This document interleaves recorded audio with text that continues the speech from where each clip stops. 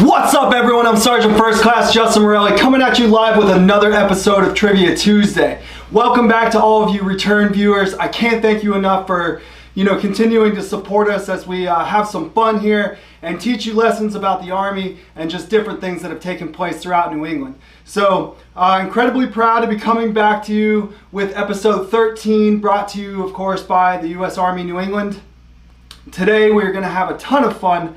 For any of you return viewers, you might notice some new different things in my backdrop here. So after last week's questions, I was inspired to add a Mr. Potato Head and M&M because, one is from New England and the other got its start from the Army. So all kinds of different things throughout our history can be traced back to the Army or just New England, and there are things that we're just incredibly proud of being here in this area and being New Englanders ourselves. So today is going to be yet another fun-filled episode, but I have news for you all.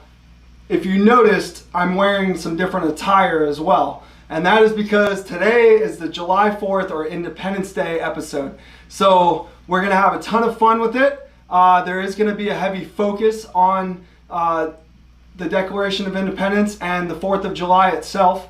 For all of you that forget what the 4th of July actually is, it is in fact our Independence Day, and it's something that we're incredibly proud of. And me being a soldier, I love my country, and I'm proud to wear the uniform. But today, as ridiculous as it might be, I'm having some fun with this suit, and I hope that you guys can all get a kick out of it as well. So if anyone's offended, understand, I mean no offense by this. It is not meant to be anything more than just some fun and to show my love of America. So yeah, for all of you that are just tuning in, if you want to come along and play with us, as always, it's best to use two different devices. So one to actually watch the YouTube live feed, and then one to play with an answering device, typically your cell phone, and you would use Kahoot.it and enter in the code 4306049.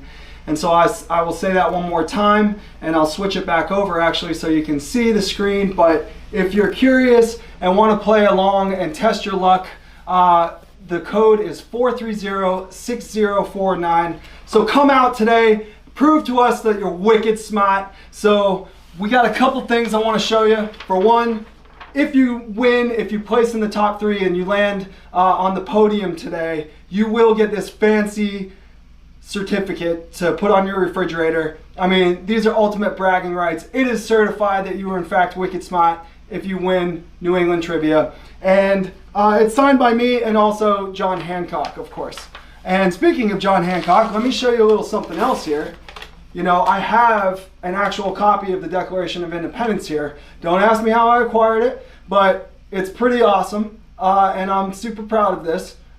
It might be a reproduction or a replica, but I'm going to just go with the fact that this is the real deal, and I'm happy to be bringing you all of these trivia questions concerning this amazing document that our Founding Fathers wrote. So, all right, we have 16 players so far, so welcome back to Hoya Kane, Mojo Man, Just Beachy, J to the 4th. But I see that we have some, and Apple Pie is back. But I see we have some newcomers as well. So to all the newcomers out there like Ellingsworth,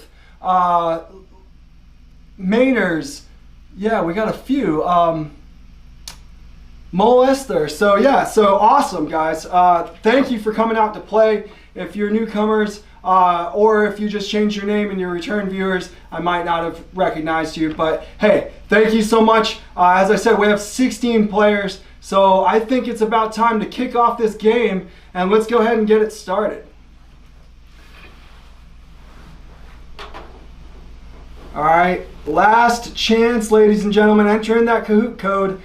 And we're going to go ahead and kick it off here in 3, 2, and 1. So as always, you know that we start out with the first category of 5 questions being U.S. history and trivia. And today we will have 3 questions worth double points. So for those of you that are unsure, make sure you get those answers in as quickly as you can. The faster you answer, the more points you get. And on the double points questions, there's some strategy involved to it, but take a stab at it, get that answer in as quick as you can, and let's see how it pans out. I'm excited to see how these next 15 questions are going to go. So, all right, let's go ahead and get it started. And question 1 is coming right up. It's a ×2. So this resolution was proposed to the Continental Congress on June 7th, 1776 that led to the Declaration of Independence. Was it A, the Adams Resolution, B, the Jefferson Resolution, C, the Lee Resolution, or D, the Washington Resolution?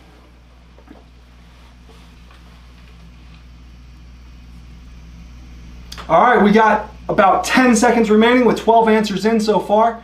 Oh, that is it. All right, so all the answers are in, and unfortunately only 4 of you got it correct. So about a month prior to the Declaration of Independence, a Virginian proposed, by the name of Lee, of course, proposed that we basically declare independence from Great Britain. And it took the other colonies a little bit of time to get caught up, although John Adams from Massachusetts immediately seconded it. And I'll say that they put together 5 individuals that were there to write the Declaration of Independence. So on July 2nd, it was actually voted upon, and it was passed by the Continental Congress that we would declare independence from Great Britain. And on the 4th of July is actually when the document was sent out and published.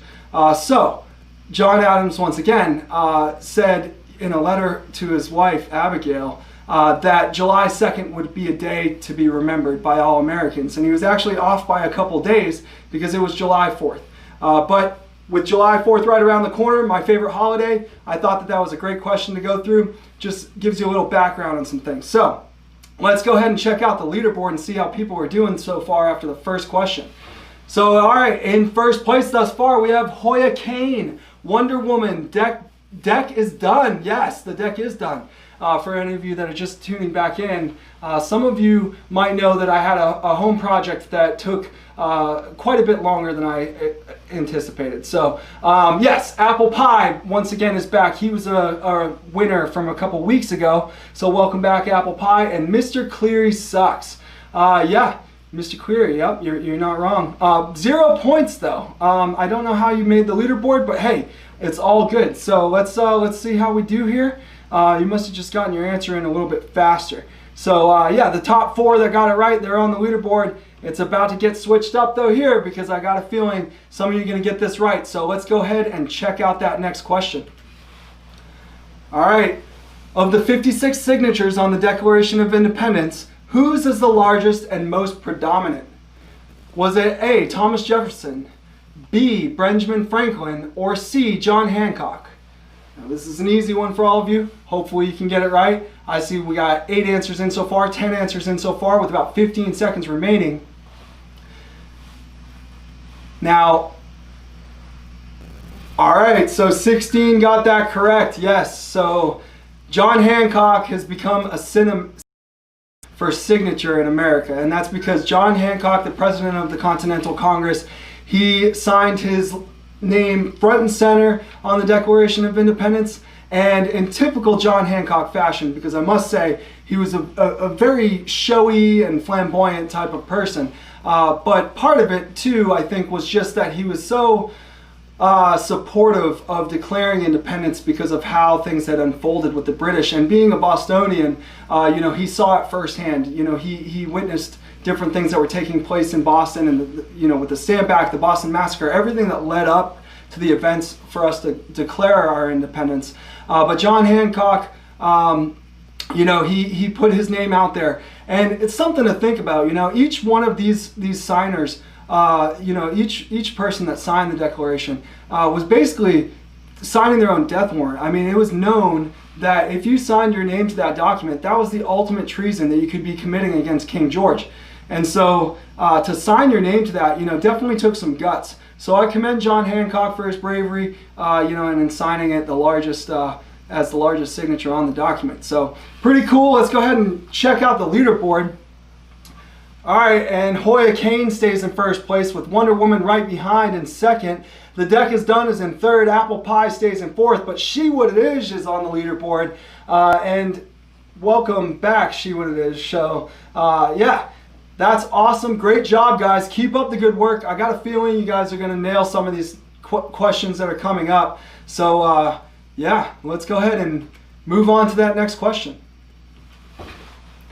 All right, it's another times two.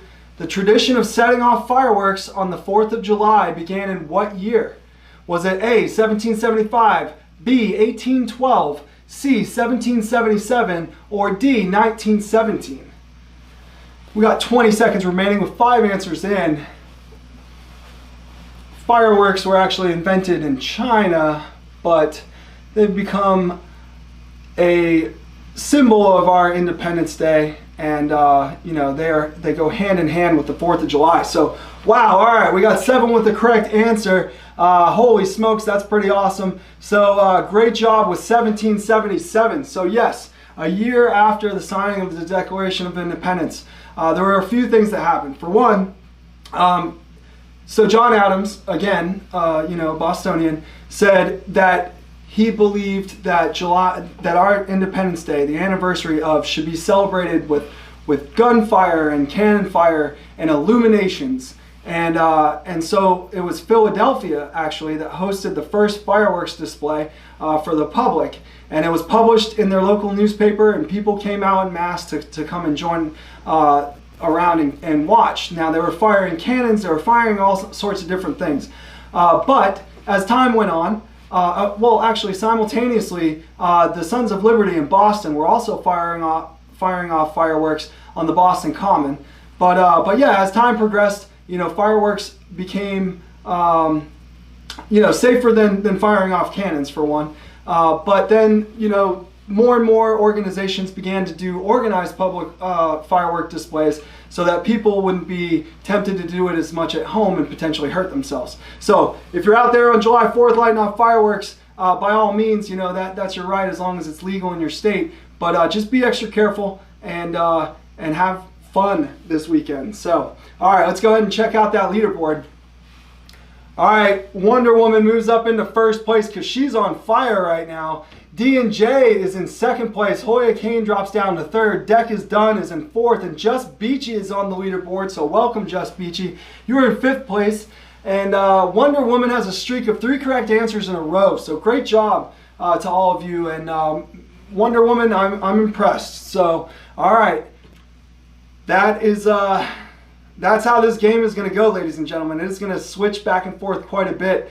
But get those answers in as quick as you can, and I wish you all the best because I cannot wait to see who's on that podium at the end. So let's go ahead and check out that leader, or let's go ahead and move on to the next question.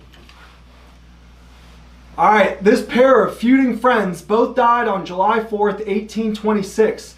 The 50th anniversary of the Declaration of Independence. Was it A, Alexander Hamilton and Aaron Burr, B, Thomas Jefferson and John Adams, C, James Monroe and Martin Van Buren, or D, William H. Taft and William G. Harding?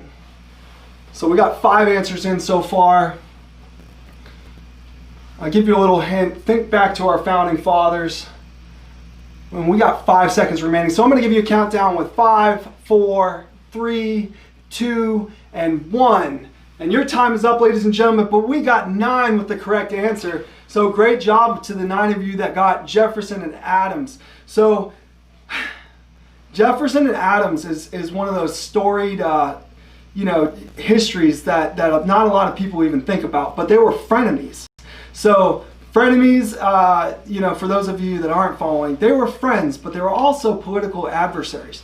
And so, you know, they have quite a bit of history between the two of them. Of course, founding fathers, you know, both played a major role with writing the Declaration of Independence and you know, shaping our country. In fact, you know, obviously you all know that John Adams went on to become the 2nd president after George Washington, and then Jefferson was the 3rd. So interestingly enough, you know, Jefferson was actually Adams' running mate during that 2nd election after Washington had served his first 2 terms, and then competed against and ran against Adams, you know, soon after. And so it's interesting because, you know, they had very strong political beliefs that they didn't always necessarily agree on, but they remained friends. And so 50 years later, which I think is just very fitting, on July 4th, they both passed away.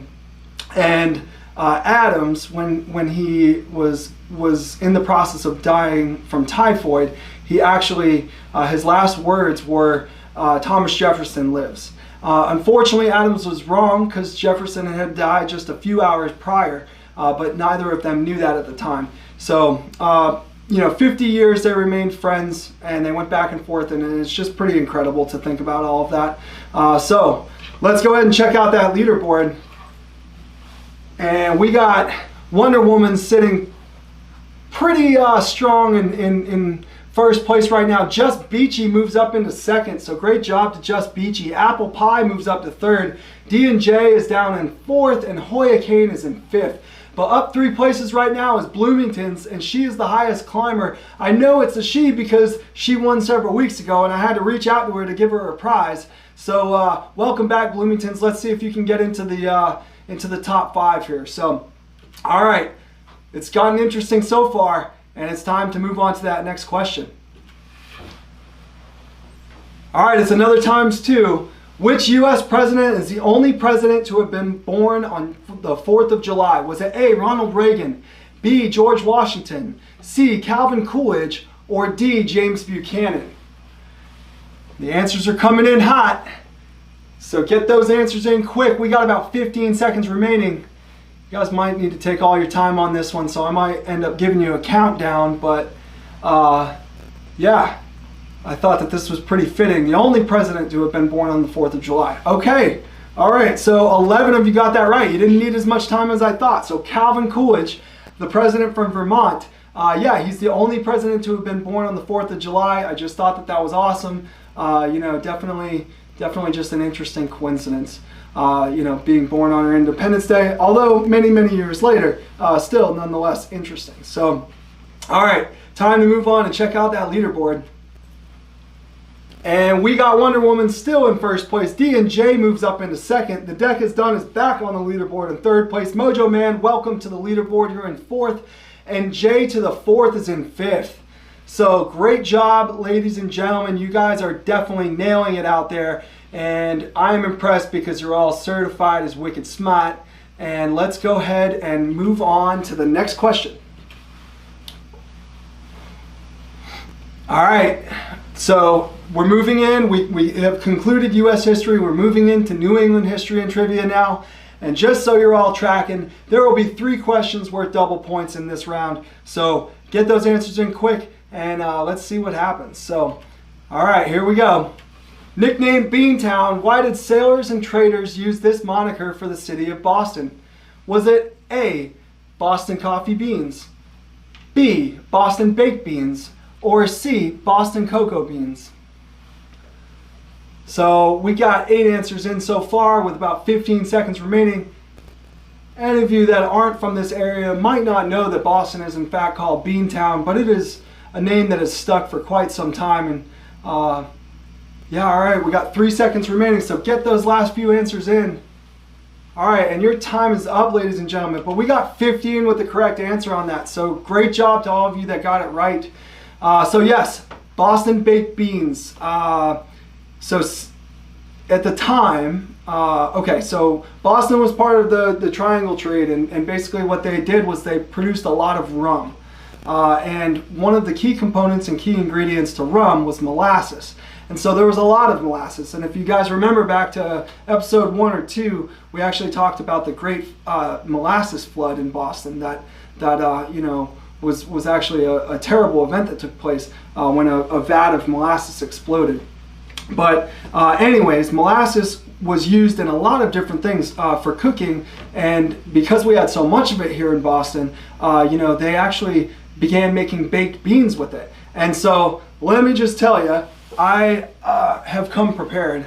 I have my official Boston baked beans jar here because, you know, it is a treat that we all know and love here in New England. So if you guys ever want to come to New England and try out some of our baked beans, you just let me know, and I'll be happy to to get you guys set up. But also, a lot of people will probably be eating baked beans this weekend, with their hamburgers and hot dogs, because it is a 4th of July tradition all across the country. But in New England especially, we take pride in that. And although locals never called it Beantown until recently, it is something that we have always been known as. It is our second moniker, or it's our other nickname. So, all right, let's go ahead and check out the leaderboard. 15 of you got that one correct, so I'm impressed. Wonder Woman stays in first place. D and J move up to second. The Deck is Done is in third place, right behind, just by about 400 points. Mojo Man is on the leaderboard, and J to the fourth stays on the leaderboard. But Bloomington's just hit an answer streak of 3, so let's see if Bloomington is going to make a comeback here. All right, so awesome job, ladies and gentlemen. You guys are definitely crushing it. And let's go ahead and move on to the next question. All right, known as America's Orchestra, this symphony was founded in 1881. Was it A, the New York Philharmonic, B, the Boston Symphony Orchestra or the Boston Pops, C, the Philadelphia Orchestra, or D, the Symphony of the Americas? So we have 8 answers in so far, 10 answers in right now. And we got about 10 seconds remaining, so get those answers in as quick as you can. Looks like we're almost all the answers are in at this point. But I'm going to give you that countdown with 3, 2, and 1. And your time is up, ladies and gentlemen. So 15 of you got that correct with the Boston Pops or the Boston Symphony Orchestra. So yes, one of America's oldest orchestras, despite the New York Philharmonic being just a bit older. The Boston Pops came soon after, and they just captured America's hearts, So the Boston Pops comes from popular, and they played popular tunes that appealed to large crowds. Now, they put on quite a show, and obviously right now during a pandemic, they're not performing. But I want to let you all know that for July 4th every year, they typically perform on the Esplanade in Boston. And this year will be no different. However, they will be broadcasting live online.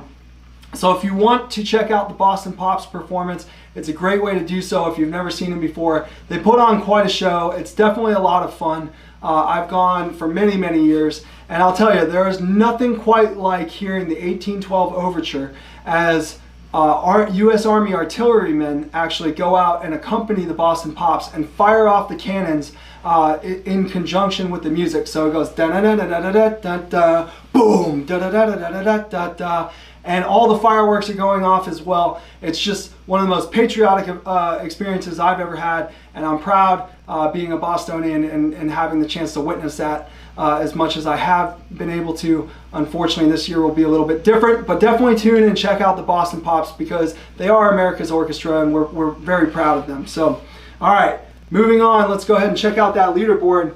So Wonder Woman stays in first place, D and J stays in second, Deck is Done is in third, Mojo Man's in fourth, and J to the fourth is in fifth. And 3 players have reached an answer streak of 4 in a row. So I got a feeling maybe my questions might be a little bit easier than expected. But hey, I'm glad you guys are this stuff and you're having fun with it. So let's move on to that next question.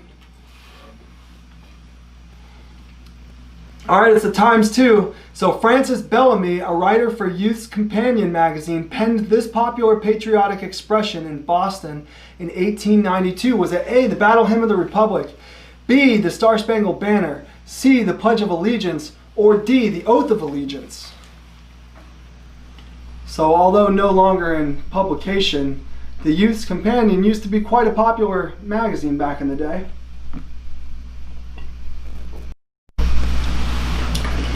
All right, we got 13 answers in right now with about 5 seconds remaining. So I'm going to count you down with 3, 2, 1. And your time is up, ladies and gentlemen. But we got 9 with the correct answer. So yes, it is in fact the Pledge of Allegiance. And Frances Bellamy, pretty interesting actually. He was a Baptist pastor, a Baptist minister. And so, he took a job as a writer though for the Boston-based magazine. And he had begun traveling through his church and ended up in Boston, was writing and wrote the Pledge of Allegiance.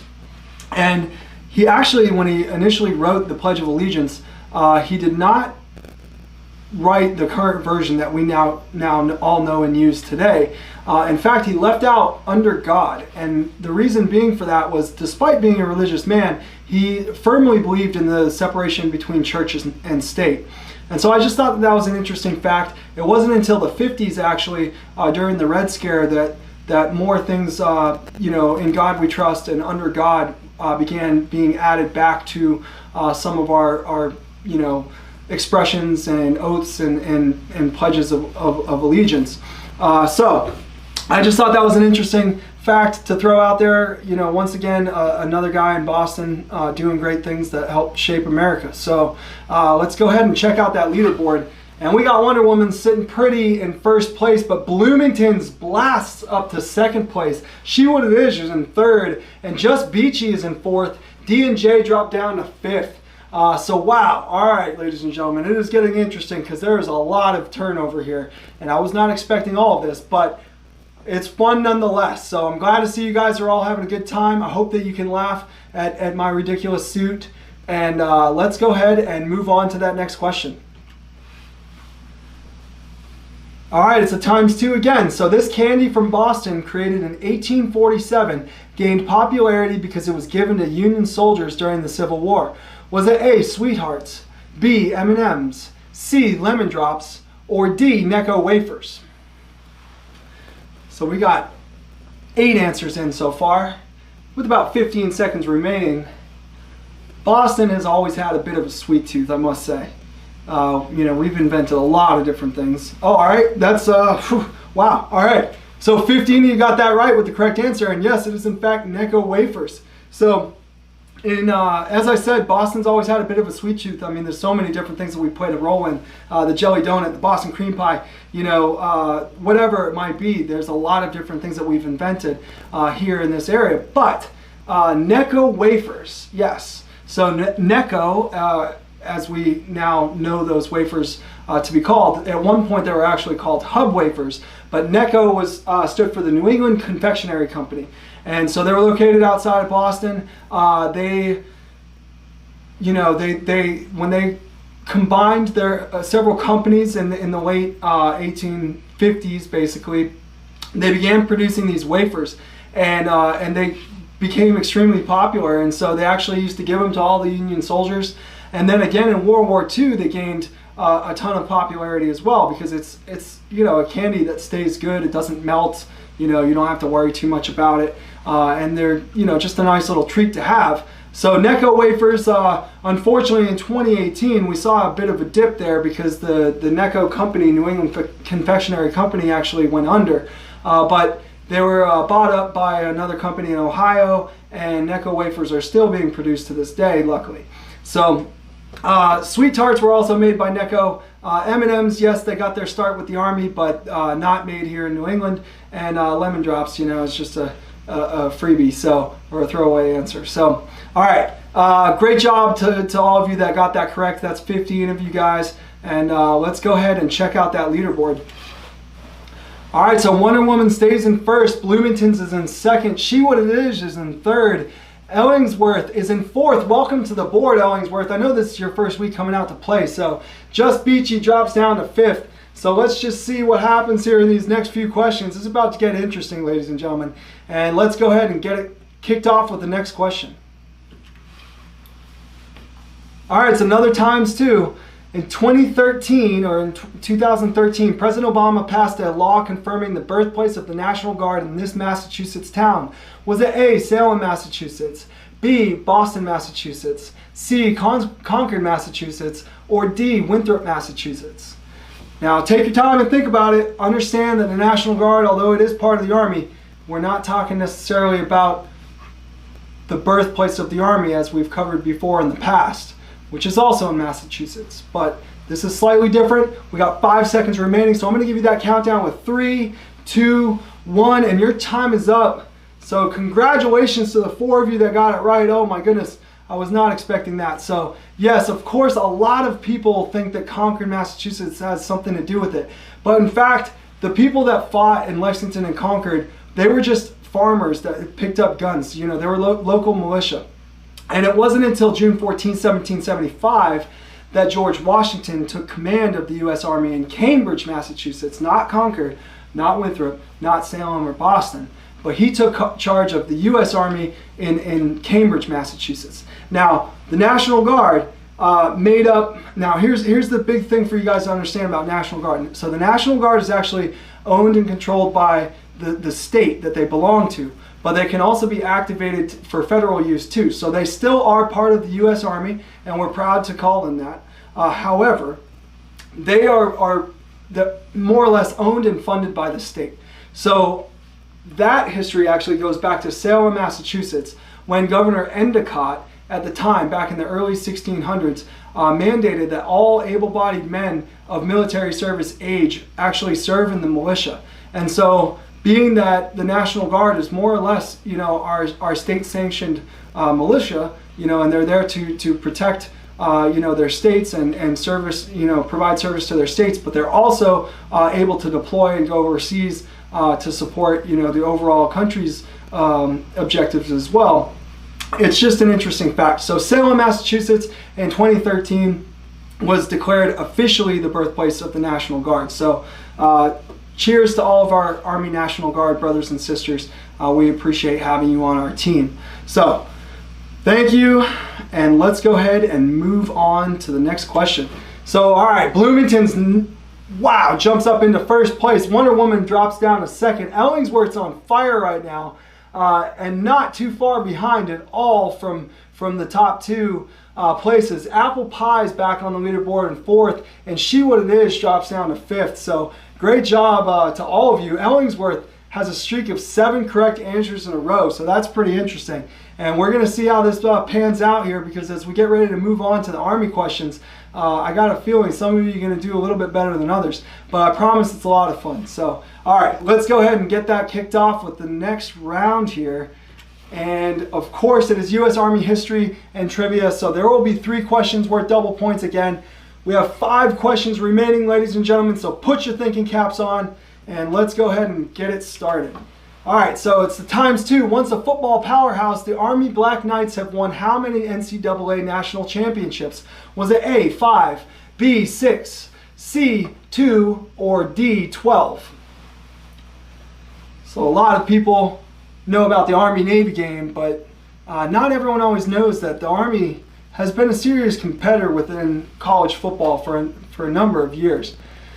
And I'll get to that in just a minute when we get all the answers in. So we got 3 seconds remaining, and we got 14 answers in. So yes, we got 5 with the correct answer. So the correct answer is in fact 5 national championships. So a lot of people probably don't expect that, because in recent and modern years, things have changed a bit.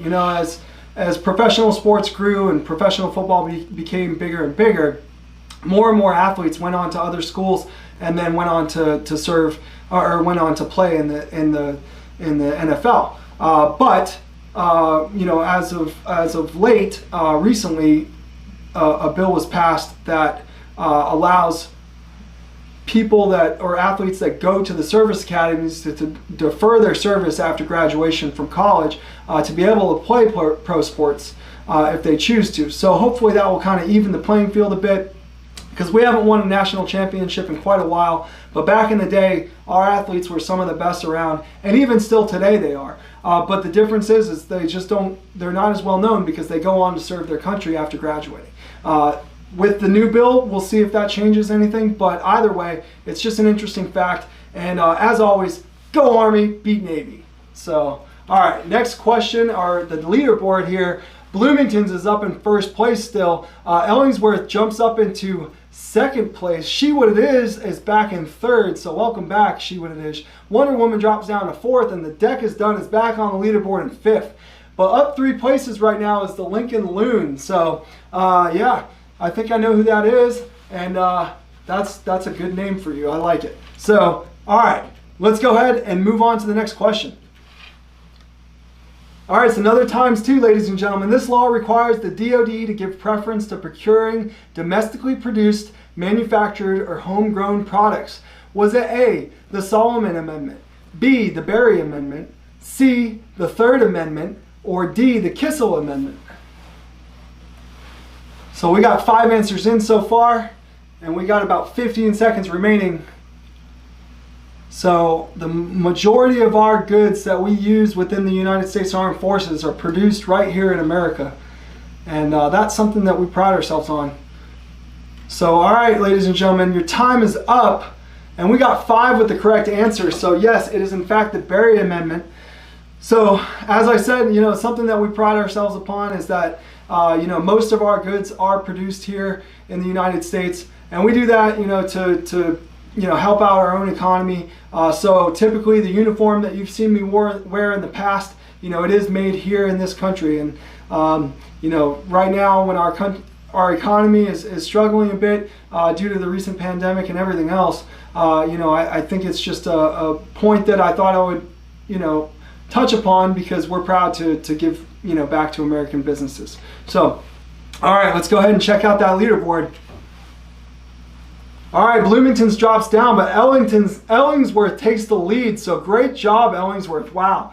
She What It Is in 3rd place. Wonder Woman is in 4th, and Deck is Done is in 5th. So Hoya Kane's the highest climber right now, up 4 places. So man, you guys are really doing great, and you're crushing it. So let's go ahead and check out that next question.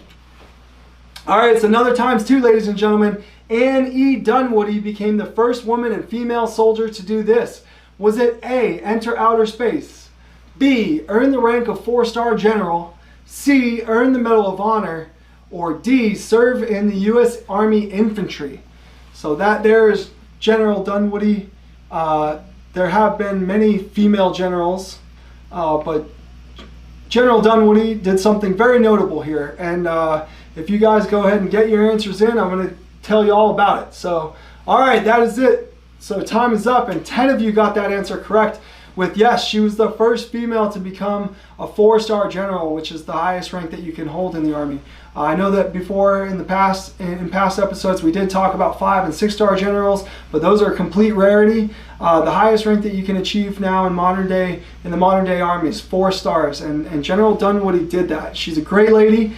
She worked in logistics, and she paved the way for so many others, because to have having been born a military brat and then coming up the ranks and earning the rank of 4-star general, that's quite an achievement.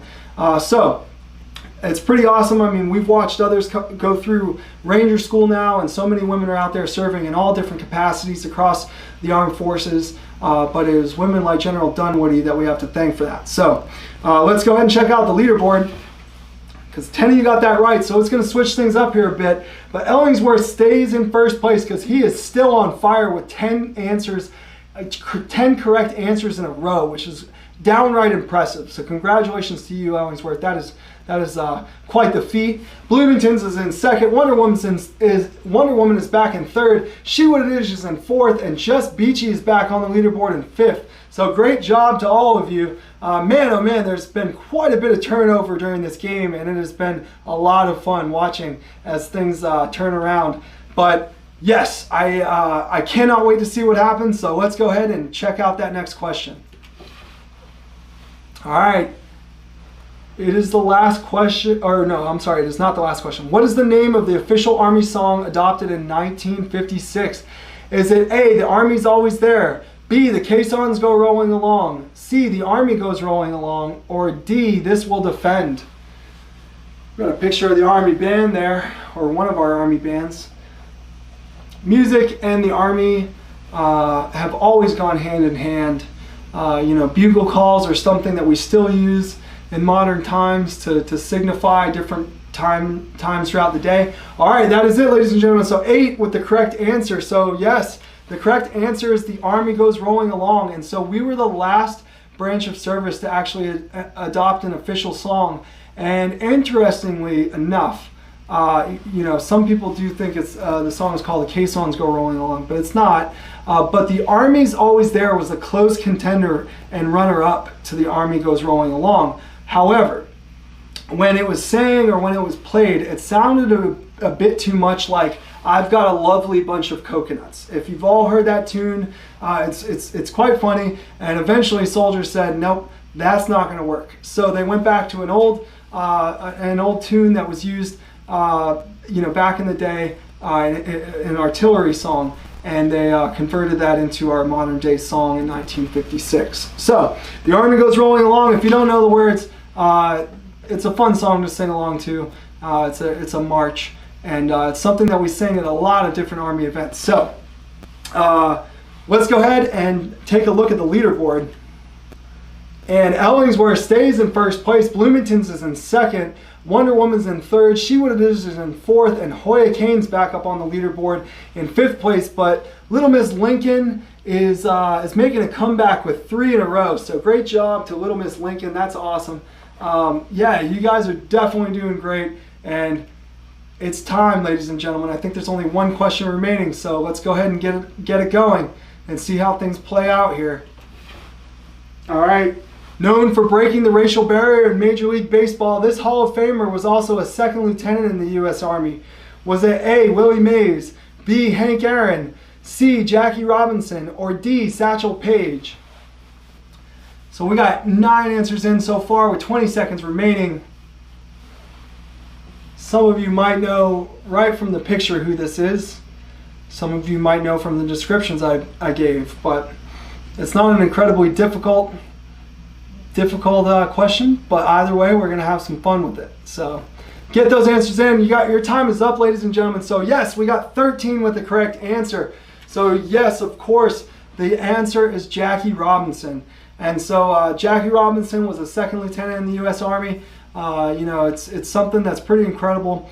As you all know, if you've tuned in before in past episodes, you know, I've talked about the Army being such a large institution, you know, one of the largest employers in the world. We have 1 million people within our organization. And as slow as we move with some things, one thing that we always do very well with, in my opinion, is social change. And so we were the first organization to desegregate. And I will say, you know, that we're not perfect. There are things that happen, but there is no place for racism within our ranks. And it is not tolerated. And if it's practiced in any way, you know, the soldiers will be disciplined and they'll be removed from our team.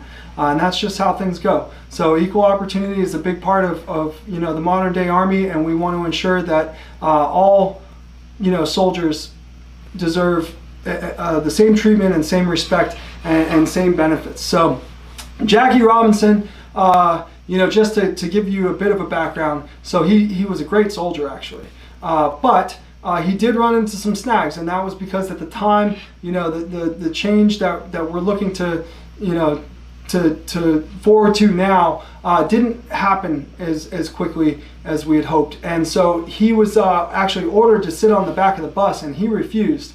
And so his immediate supervisor actually tried to court-martial him. But luckily, because the Army, like I said, is a forward-thinking institution, they realized that that was a preposterous charge, and the charges were all dropped. And so Jackie served honorably, and then went on to return back to baseball. And you know, was an MVP several times, Rookie of the Year. You know, led the league in stolen bases a number of times. So not only was he a great soldier, a great ball player, but you know, he did break down those racial barriers as well. And so you know, with the current climate being the way it is in the Army, as I always say, we see green. Everyone is green in the Army. It's not about your racial, you know, sexual or religious background. It doesn't matter what that is. We are all soldiers, and we're all supporting and defending our country. And that's something that we're incredibly proud of. So, it's time, ladies and gentlemen. We got to check out who that leader is and who is on the podium. So the top 3 positions, let's go ahead and get that kicked off and check out who it is. All right, so in third place, ladies and gentlemen, we have Wonder Woman, so she makes a quick comeback. In second place, we have Bloomington, so welcome back to the leaderboard, Bloomingtons. But I believe it's going to be Ellingsworth staying in first place, so great job, Ellingsworth. 15 out of 18 questions correct. Bloomington's got 14 out of 18, and Wonder Woman got 14 out of 18 too. Just must have been a little bit slower on the answering there, but great job to all of you, ladies and gentlemen. You guys crushed it. You nailed it. I hope you all had fun and you all learned something, even if you knew everything. Some of the little side stories that I like to tell, you know, it's just fun, if nothing else, to listen to. So awesome job to all of you. Your certificates will be coming in the mail as we do send things through the USPS. But stay tuned for those. Hope that you know, I can see the certificates hanging on your fridge somewhere. And yeah, tune in again next week. I'm looking forward to having all of you return players come back, but as always, I welcome as many new players as possible. So spread the word, let all your friends know. I understand that the world is opening back up and people are getting out and it's summertime and they don't want to be cooped up inside as much anymore. But this is a great opportunity for you to just take under an hour, learn some things, show off how smart you are, if you are in fact wicked smart, and come have fun with us. So we're going to be doing this for at least another couple episodes, and we welcome you all back. Let's see how many viewers we can get next week. And thanks again for coming out today. We definitely appreciate it. But in the meanwhile, stay safe and healthy and take care.